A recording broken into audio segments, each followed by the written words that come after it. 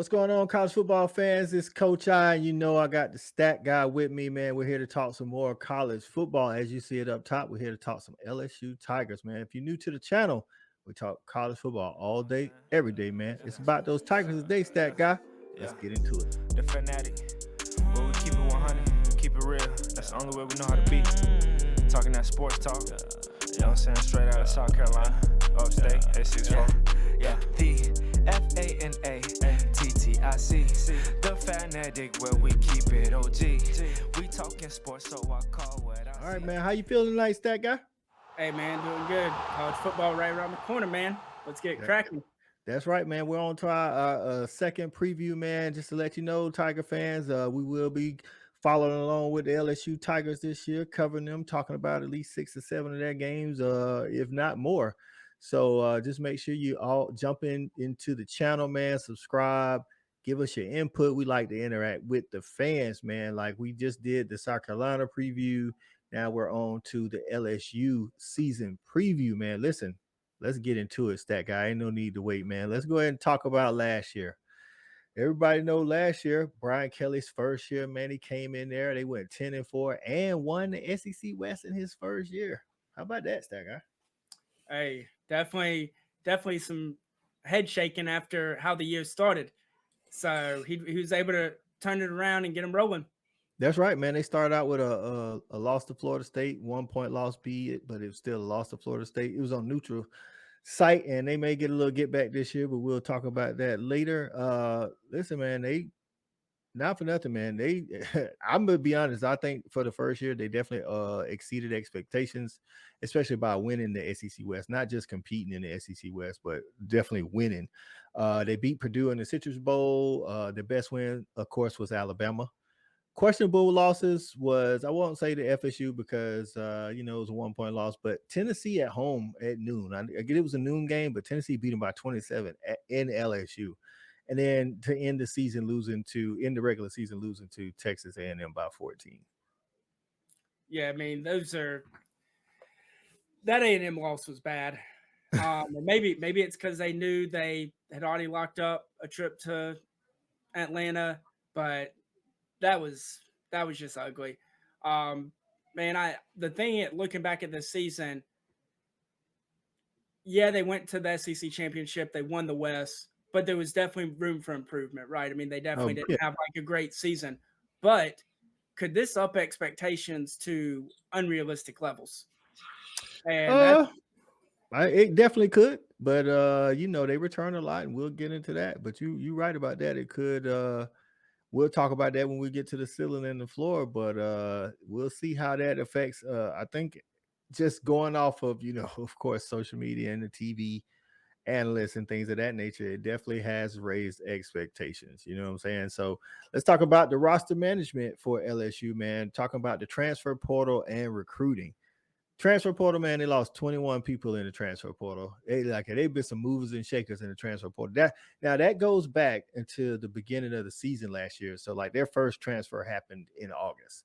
So all of that counts as the same year transfer. So from August of last year to up to this point, they've lost 21 in the portal, but they've gotten 14 out of the portal. So it's not like they're hurting for numbers as far as that's concerned. So I think their biggest guy out of the portal was Denver Harris, a cornerback that came from Texas A&M, was a former 5-star. I remember coming out of high school, he was very highly touted.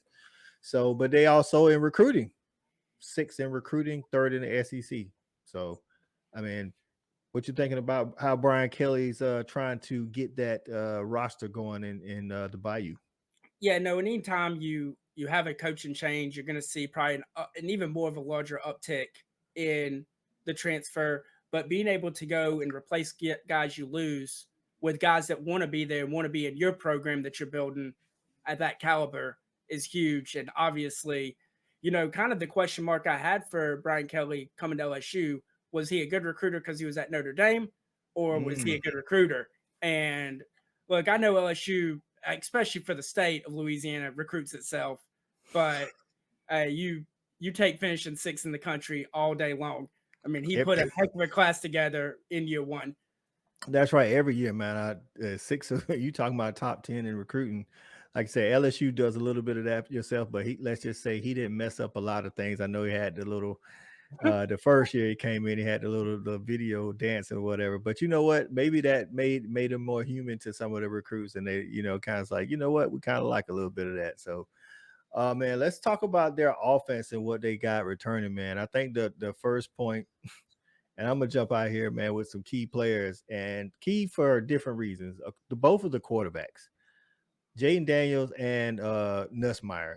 Jaden Daniels, because I think Jaden Daniels played good last year, but I'm a dog fan and I'm not gonna act like he was 100%. Coming into the game, he probably was a good 90-95%, and then he took a hit, I want to say first or second quarter, and he wasn't the same. And then Nussmeier came in the second half, and we saw what that arm was like. I think as far as what we actually have seen on the field, not what potential are or potential is or whatever, they may be the only team in the nation that could lose their starter and be okay with the backup, because we've seen in real game situation what the backup can do. So those are my two players to kind of just keep an eye on. One, like I say, Jaden Daniels' health, and keeping Nussmeier happy enough to not enter the portal. Yeah, yeah, and you know it's crazy. We were on the same wavelength with that when I was going through LSU as far as who I was thinking is Jaden Daniels' health over a full season, especially if they're trying to up things and not just go to Atlanta but go to the playoffs. He's got to stay healthy for him because even with the backup, I mean, you're talking about again keeping somebody happy enough to not be like I could start at 100 other schools Which he and could. come, which he could, and come September, October, he hits the portal to save that year of eligibility, right? And so that's going to be the big thing for LSU, and it kind of leads into I know we're going to talk about kind of an area of weakness. It leads into my area of weakness, and to me, for LSU, it's not necessarily a position, but it's can they stay healthy? They Gotcha. they were hurt with some injuries in key places last year. Can they stay healthy enough to put a full season together and make a real run at challenging for the SEC championship? Yeah, I think I'm with you on that area of concern. Depth overall, and even Brian Kelly has said the depth's not where he would like it to be currently, and the quarterback health definitely as well. The production at running back, I think it needs to get a little bit better to take some of that pressure off of Jaden Daniels having to run a lot. Um, and Malik Neighbors returns on the outside, so he has weapons out there. The tight end, Mason Taylor, he's back, young guy, really good. And then they added, but for that running back room, they added Logan Diggs. I know you and I talked about it because South Carolina was looking to try to get him, but he ended up choosing to go. He's from Notre Dame, so he, where he played at Notre Dame, so he chose to reunite with Brian Kelly, and we'll see how that kind of pans out. You know what I'm saying? But that depth is definitely a concern. Well, not for not, I'm pretty sure he's also from Louisiana, so it's probably a steal for Brian Kelly to get him in the first place, and it was that much easier to because I did think South Carolina had a legit shot, and then I saw that and I was like, oh yeah, there's no way somebody's stealing this kid twice. That's big facts, man. On to the other side of the defense, and everybody knows about Harold Perkins Jr. Dude was literally unblockable last year. He showed that in every game, regardless of the opponent. I want to know, is he going to be able to do it? He was a true freshman. A lot of people don't know that. He was a true freshman last year. And I want to see if he's going to have that sophomore slump, or is he going to add on to it and continue to build, that defensive legacy that he's doing. And then the other position, it's like a battle. So they already had Greg Penn, who was actually their leading tackler last year. But then you get Omar Spates from Oregon, who's actually going to be a huge asset. That creates a little depth at that position, but I think he's going to battle Greg Penn for the starting spot. So for me, obviously, you can't talk LSU defense and not talk Harold Perkins Jr. And I'll be honest, to me, if he doesn't have the sophomore slump, I could potentially see New York in his future. Maybe Mm-hmm. not the sophomore year, but definitely the junior. I mean, he is that good. Means unblockable, Yeah. and he just like the ball finds you. You know, we talk about all the time. Like sometimes the ball just finds you when you're good, and it feels like the football just finds him. Not so much he always has to go find the play and make it, but the play just comes to him. And then the second we already brought his name up once is Denver Harris.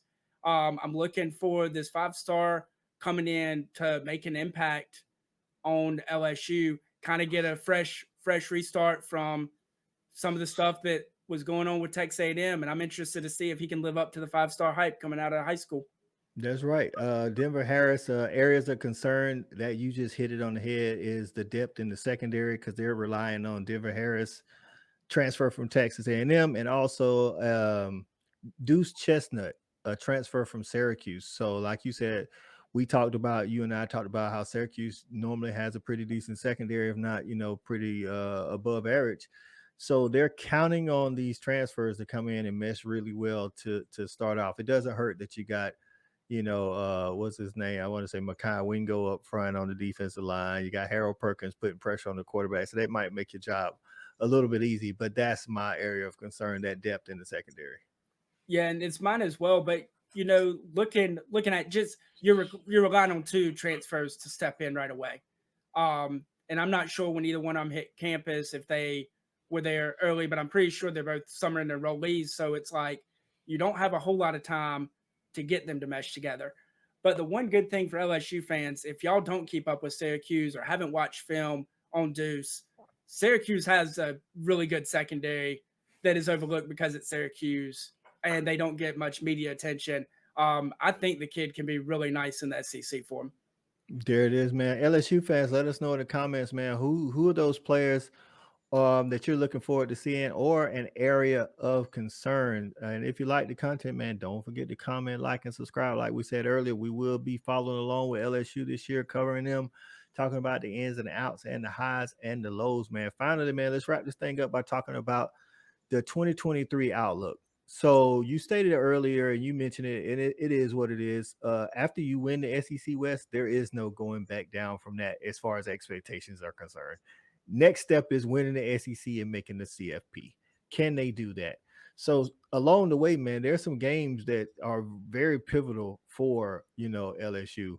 For me, the two games that I'm looking at is the first game, of course, FSU. I think this game is huge for both teams. I think because of what they have laying ahead of them down on the schedule, whoever loses this game has a straight uphill battle. I mean, FSU has to play Clemson and LSU has to play Alabama. So it's like, and both of them would have to go through their respective conference championships as well.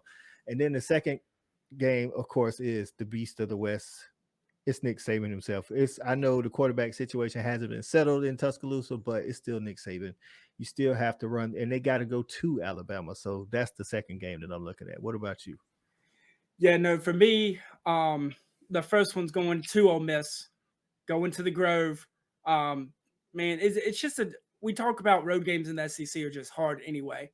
But Ole Miss is a good football team. The Lane Train has it rolling down there, and this is a middle of the road to upper middle of the road SEC team that you stumble against, and that's one extra loss that you can't afford.